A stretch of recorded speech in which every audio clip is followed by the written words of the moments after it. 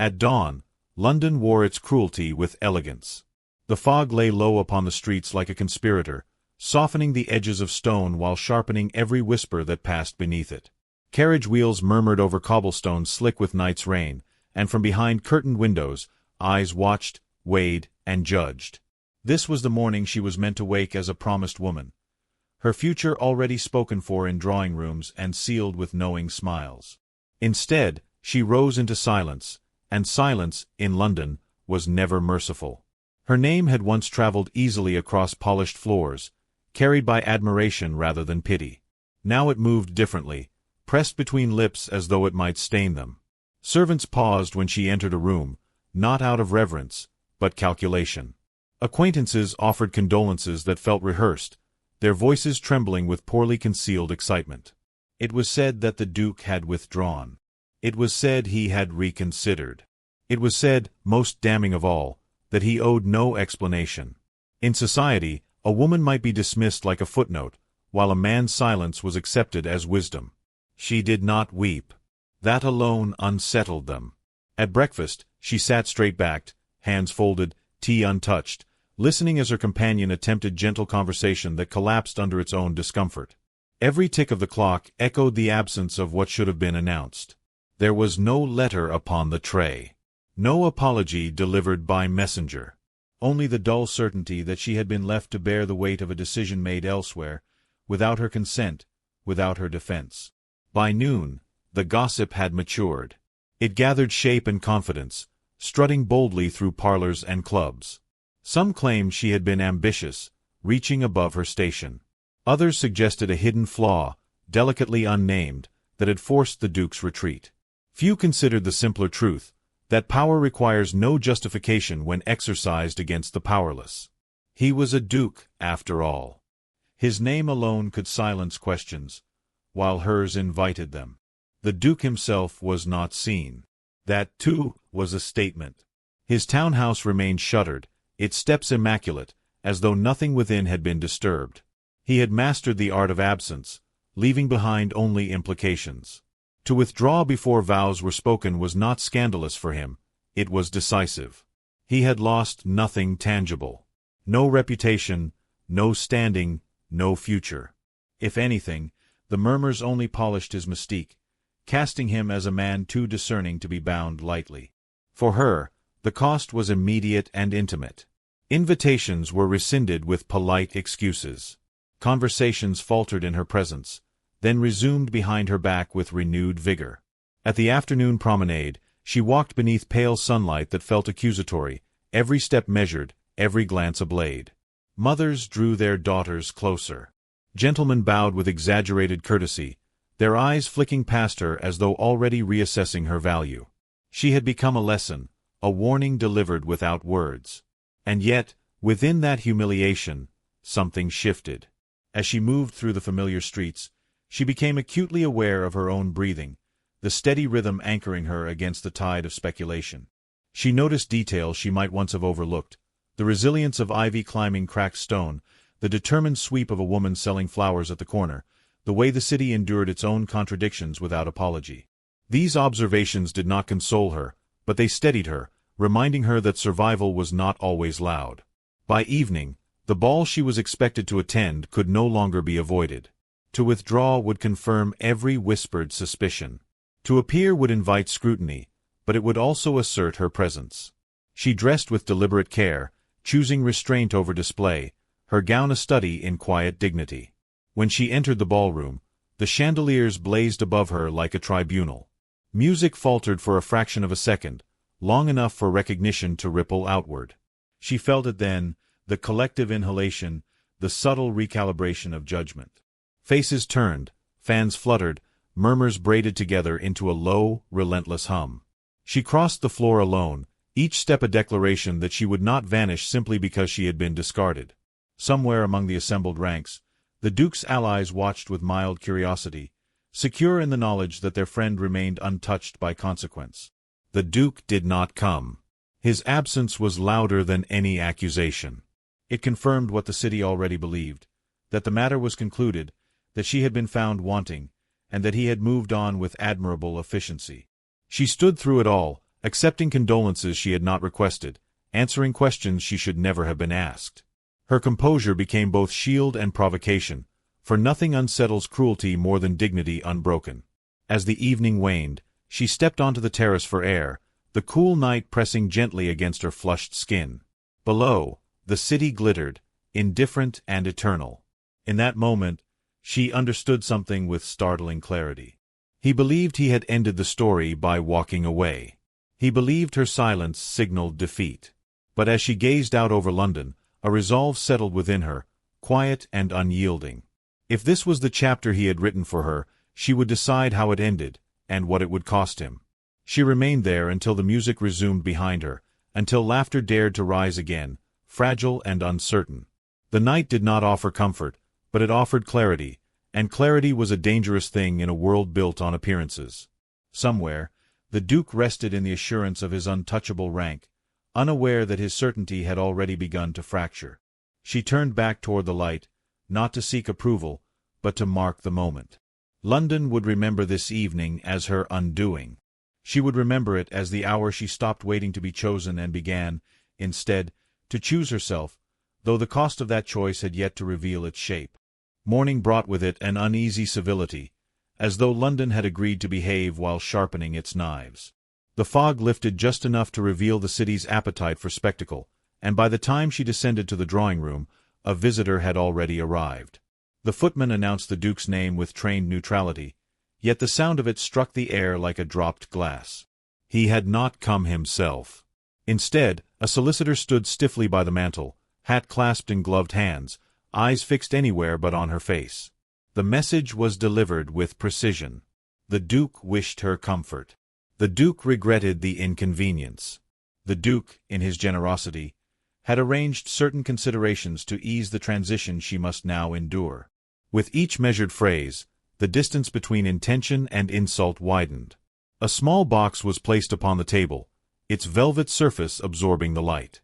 She did not touch it. She listened until the words were exhausted, until even the solicitor seemed relieved to fall silent, then dismissed him with a courtesy that felt sharper than any rebuke. When she was alone, she opened the box. Inside lay a necklace, exquisite in its craftsmanship, the stones pale and cold as moonlight. It was unmistakably costly, unmistakably final. Not an apology, but a transaction. A closing of accounts. She imagined him selecting it, not with tenderness, but with calculation, confident that beauty could compensate for abandonment. Her fingers closed around the clasp, and for a moment, she considered the simplicity of accepting it, of allowing its weight to anchor her to the narrative already written for her. Instead, she closed the box and rang for the maid. The necklace was returned unopened, accompanied by a brief note composed in her own hand, restrained and exact. No gratitude. No accusation. Only the assertion that she required nothing that demanded her silence in exchange. By the afternoon, the gesture had begun to circulate, reshaped and embellished as it traveled. Some praised her pride. Others called it foolishness. All agreed it was unexpected. More gifts followed. A shawl delivered without a card. An invitation to reside in a discreet townhouse until matters settled. Each offering carried the same implication, compliance disguised as care. With every refusal, the Duke's name surfaced again, no longer as the absent victor, but as a man engaged in a subtle campaign. Society watched with renewed interest. What had been concluded now seemed unfinished, and unfinished stories were London's favorite indulgence. At a luncheon she could not avoid, she felt the shift. Conversations leaned toward her, eyes bright with curiosity sharpened by approval. A woman who accepted humiliation was pitiable. A woman who resisted it became dangerous. Questions were posed lightly, yet each carried an edge. Had the Duke been cruel, or merely prudent? Was she being brave, or simply naive? She answered little, letting her composure speak where explanations would only entangle her further. That evening, the scandal reached its proper crescendo. A whisper emerged, daring and deliberate, that the Duke intended marriage after all. Not from love, but necessity. It was said the union would restore order, preserving his reputation while confining her defiance within respectable walls. The notion spread quickly, comforting those who preferred familiar endings. A wedding would erase the discomfort of her resistance, recasting it as a prelude to submission. She learned of it from a friend whose concern was genuine, if tinged with relief. Marriage, after all, was protection, safety, forgiveness wrapped in silk. As the word settled, she felt the weight of the choice pressing upon her. To accept would be to survive unscathed, her pride absorbed into his title, her story corrected for public consumption. To refuse would invite consequences no gift could soften. The Duke requested a meeting. The invitation was formal, almost deferential, as though he recognized that the ground between them had shifted. She agreed, not out of hope, but resolve. When the carriage delivered her to his townhouse, she noted the familiar grandeur with new eyes. The rooms were unchanged, immaculate, yet suddenly smaller, as though their walls had learned the limits of his certainty. He spoke calmly, outlining terms with practiced elegance. Marriage would silence speculation. Her reputation would be restored. His would remain intact. It was presented as generosity, as salvation. When he finished, he waited, confident in the logic of his offer. She did not answer at once. She studied him, this man who believed order could be imposed like a seal upon wax, and understood that he mistook endurance for devotion. She declined, politely, unmistakably. The refusal was not dramatic, nor cruel. It was precise, like the cut of a blade. For the first time, his composure faltered. He had expected resistance to soften, not harden. As she rose to leave, she felt the moment recalibrate around her. The gifts, the whispers, the scandal had not broken her. They had revealed something he had never anticipated. That walking away had not ended her story, but had begun a reckoning he could no longer fully control. Rain altered the city's temper, softening its noise while sharpening its truths. That evening, it fell with steady insistence, blurring lamplight into wavering halos and pressing the world inward. The Duke's note had been brief, almost unguarded, requesting a private audience without witnesses or intermediaries. No terms were listed. No gifts accompanied it. The absence of calculation unsettled her more than any overt maneuver, yet she agreed, sensing that the next movement in their silent contest could not be delayed without consequence. She arrived after dusk, her cloak darkened by rain, her expression unreadable. The house received her differently now, as though its walls had learned to listen. The servant who admitted her did so quietly, avoiding her eyes, then vanished with discreet haste. She was shown into a smaller room than she remembered, one warmed by firelight and shadow, stripped of the grandeur usually deployed to impress. The intimacy of the space felt deliberate, an invitation and a challenge entwined. The Duke stood near the hearth, his posture unguarded in a way she had never seen. When he turned, she noted the fatigue etched beneath his composure, the faint strain at the corners of his eyes. For a moment, neither spoke. The silence between them carried more weight than any formal greeting, heavy with words withheld too long. Outside, rain tapped against the windows, a patient witness to what would be said within. He began without preamble. He did not apologize. He did not defend himself. Instead, he spoke of certainty, of how he had been raised to believe that affection was a liability, that control was the only reliable currency. He admitted with measured candor that he had assumed her constancy as one assumes the endurance of stone.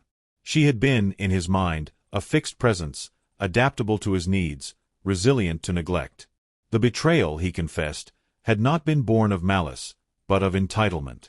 She listened without interruption, her hands folded, her gaze steady. Each admission struck not as vindication, but as confirmation of what she had already understood. When he finished, the fire crackled softly, filling the pause he seemed uncertain how to bridge. She rose, not to leave, but to claim the space between them, her voice calm, her words deliberate. She spoke of waiting, of how patience can be mistaken for consent, how silence can be read as weakness by those who never question their own authority. She told him of the morning she had woken to absence, of the way the city had rearranged itself around his decision, assigning her a role she had never auditioned for. She did not accuse him of cruelty. Instead, she described the erosion of trust, the slow realization that love, unreciprocated, becomes self-erasure. Her confession was not theatrical. It was restrained, almost clinical, and therefore devastating. For the first time, he moved toward her, then stopped, as though aware that proximity no longer guaranteed influence. He spoke her name with a softness that surprised them both, acknowledging what he had taken for granted. He admitted fear, not of scandal, but of vulnerability, of the loss that follows genuine attachment. To love, he said, was to surrender leverage, and he had been trained never to relinquish it. His voice faltered, the admission costing him more than any public disgrace. She regarded him then with something like pity, though it carried no condescension. She told him she had loved him once, before understanding the terms he placed upon affection. She spoke the past tense with precision, ensuring there was no ambiguity. The love she had offered had been whole, unguarded, and when it was met with calculation, it had withdrawn, not in anger, but in self-preservation. What remained between them now, she said, was consequence. The words unsettled him more than rejection ever could. He had anticipated bargaining, perhaps resistance softened by lingering attachment. Instead, he faced a truth immune to persuasion. He asked, quietly, whether there was anything he might do to repair what had been broken. The question hung between them, stripped of pride, almost childlike in its sincerity. She did not answer at once. She turned toward the window, watching rain trace uncertain paths down the glass, each drop choosing its own descent. When she spoke again, her voice was gentle but resolute. She said repair was not restoration. That what had been lost could not simply be replaced with intention, however earnest. She told him she no longer wished to be the subject of his awakening, nor the instrument of his transformation. If he sought absolution, he would need to look elsewhere. Her leaving him in ignorance, she said, was not punishment, but release. He asked then the question that had haunted him since she first refused him, the one he could no longer suppress. If she had been nothing to him, he asked, why did her absence feel like ruin? The room seemed to hold its breath. She turned back to him, her expression composed, yet her eyes held a depth that startled him. She answered simply that loss is most keenly felt when it exposes the illusion of control. She took her leave without ceremony, her footsteps measured, unhurried. He did not follow. He remained by the hearth, watching the door long after it closed, aware that something irrevocable had shifted. Outside, the rain eased, leaving the city cleansed but unsettled. As her carriage disappeared into the night, she felt neither triumph nor sorrow, only clarity. Behind her, a duke confronted the first confession he could not command, and ahead of her stretched a future unclaimed, its promise undefined, its cost yet to be revealed. The night of the declaration arrived dressed in splendor, as though London itself conspired to witness what it had long anticipated. Lights spilled from the great windows of the opera house, casting gold upon the damp pavement where carriages queued like obedient thoughts.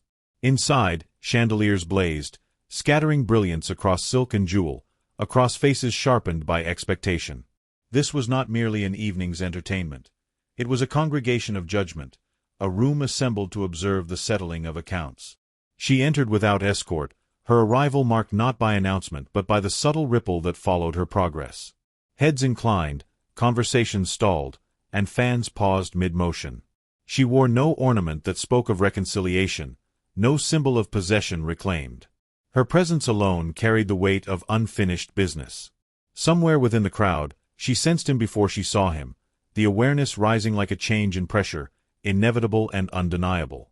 The Duke stood near the front, his bearing formal yet stripped of its customary ease. He wore the insignia of rank without its usual armor, as though the title itself had grown heavier. When he noticed her, something passed between them, swift and silent, an acknowledgment of all that had been said and all that remained unresolved. The orchestra tuned, strings tightening, breath held. The city leaned closer. The performance began, but few watched the stage. Attention hovered instead upon the space between them, charged and restless. She took her seat among acquaintances who offered cautious smiles, their curiosity tempered by respect they could not quite explain. For once, the room did not own her narrative. She felt that freedom keenly, the strange calm that comes when one no longer seeks absolution. During the intermission, the Duke moved. His approach was deliberate, visible, impossible to ignore.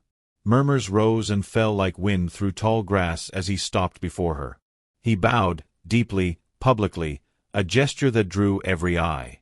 When he spoke, his voice carried, not loud, but clear, honed by intention rather than command.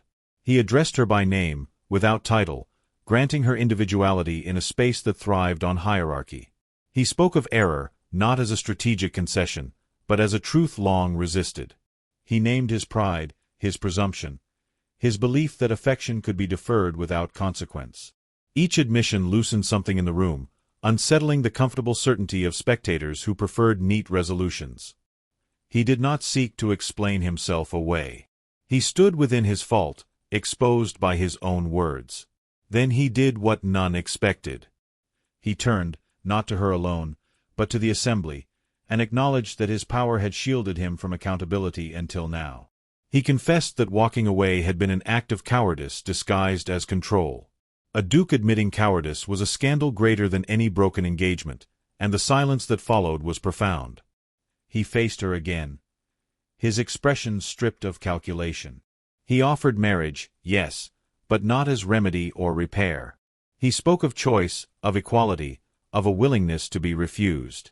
There were no conditions named, no promises leveraged. The offer was laid bare, vulnerable to acceptance or destruction. In that moment, the future of his standing, his legend, rested not in his title, but in her answer. The room waited, breath suspended. She rose slowly, feeling the gravity of the gaze upon her, yet unmoved by it. She thanked him for his honesty, for the courage it required to speak as he had. Her voice was steady, resonant, carrying to the farthest corners. She acknowledged what he had learned, and the cost at which the lesson had arrived. Then she refused him. The word was not harsh, nor triumphant. It was measured, imbued with regret for what might have been, but unwavering in its finality. She told him that love offered only when all else is lost arrives too late to be trusted. She spoke of dignity reclaimed, of a self restored through absence rather than union. To accept him now, she said, would be to undo the very clarity that had saved her. A tremor moved through the audience, a collective recalibration of belief. This was not the ending they had rehearsed. She did not shame him further, nor did she claim victory. She simply stepped aside, leaving his offer unanswered in the only way that mattered. He bowed again, not in defeat, but in acknowledgment, and the gesture sealed what words could not.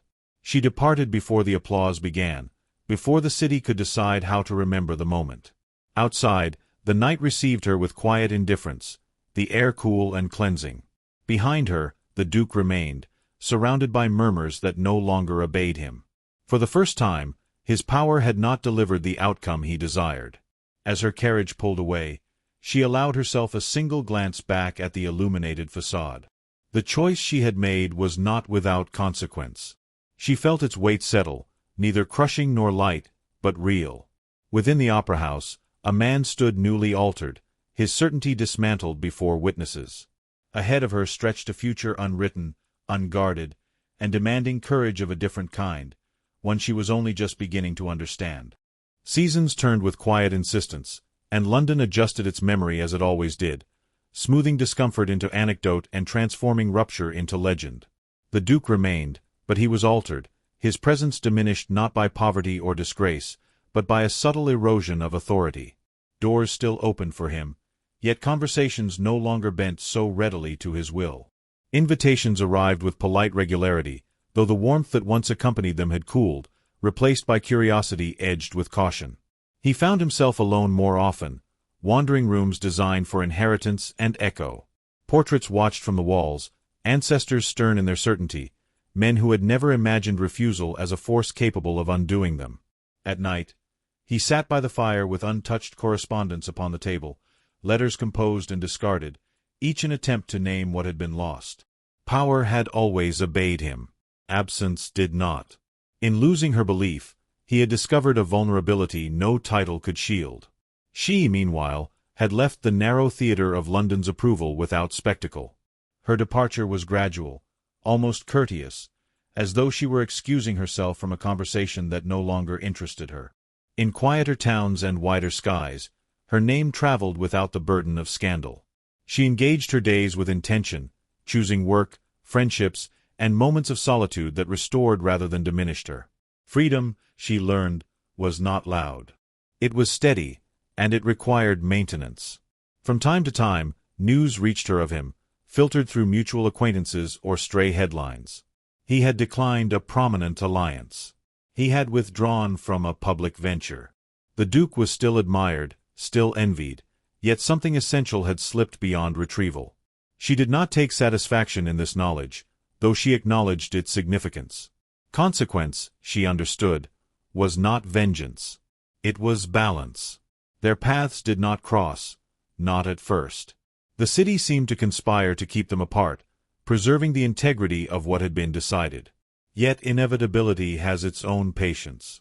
One autumn evening, years later, she attended a modest exhibition in a gallery lit by gas and ambition. The gathering was unremarkable, its guests earnest rather than illustrious, and she moved among them with ease. When she turned, she saw him standing near the doorway, older, composed, unmistakable. Recognition passed between them without surprise. He approached with caution born of respect, not strategy. They spoke briefly, exchanging courtesies stripped of performance. He remarked upon her work, her evident contentment, and she acknowledged his words without invitation. There was no apology offered, no plea renewed. What lingered between them was quieter than longing, heavier than regret. Understanding had replaced illusion. As they parted, he pressed a letter into her hand, asking only that she read it if she wished. She did not promise. Later, alone, she unfolded the page. It contained no confession, no attempt at redemption. He wrote of learning to live without certainty, of recognizing that love is not proven through possession, but through the courage to release. He thanked her, not for forgiveness, but for the truth she had embodied when he could not. She did not reply. Some exchanges are complete without answer. Instead, she stepped outside, breathing in the cool air, aware of how far she had traveled without ever leaving herself behind. The city hummed, indifferent and enduring, yet altered by the quiet revolutions it rarely acknowledged. Back in London, the Duke continued, his life intact yet irrevocably reshaped. He was no longer the man who believed victory could be claimed by departure. In losing her, he had lost the illusion of supremacy, and in that loss, something human had emerged, uncelebrated and unadorned. Society, ever restless, moved on to newer dramas, leaving his story unfinished in the only way that mattered. And so the tale settled, not into union, but into meaning. She had not ruined him by walking away. She had revealed him. In choosing herself, she altered the balance of power more profoundly than any vow could have done. London remembered the spectacle, the whispers, the refusal. History, quieter and more exacting, remembered something else entirely. That dignity, once claimed, cannot be bargained away, and that love, when it arrives too late, must learn to live with the truth it has earned. Time continued its work, polishing memory while deepening consequence. In private moments, he revisited that night at the opera, the instant when the world had tilted and never fully righted itself. He understood now that his ruin had not been spectacle, but awakening, a slow reckoning that followed him into every decision. Each choice carried the echo of her refusal, not as punishment, but as measure. She, too, reflected, though without bitterness. The strength she had claimed demanded vigilance, for independence is not a destination but a practice. She learned when to open her heart and when to guard it, discerning affection that honored her autonomy from admiration that sought to consume it. In this discernment, she found peace, a fulfillment no grand romance had promised her. Their story lingered in the margins of London lore, often misremembered, occasionally romanticized. Yet beneath embellishment lay a simpler truth that resisted distortion. A woman had walked away, and a duke had been changed by the absence left behind. No marriage had sealed the lesson. No reconciliation had softened it. On a winter morning, years later, she paused on a bridge overlooking the river, watching the water carry fragments of light downstream. The current moved forward, indifferent to what it left behind. She smiled, not in triumph, but in recognition. Some endings are not closures, but openings disguised as loss, and some ruins are merely foundations for something truer than victory ever was. She turned away at last, certain of nothing except herself, and walked on, while elsewhere a man learned too late that control is brittle, but dignity endures, quietly reshaping lives long after the moment of refusal has passed and history keeps its score.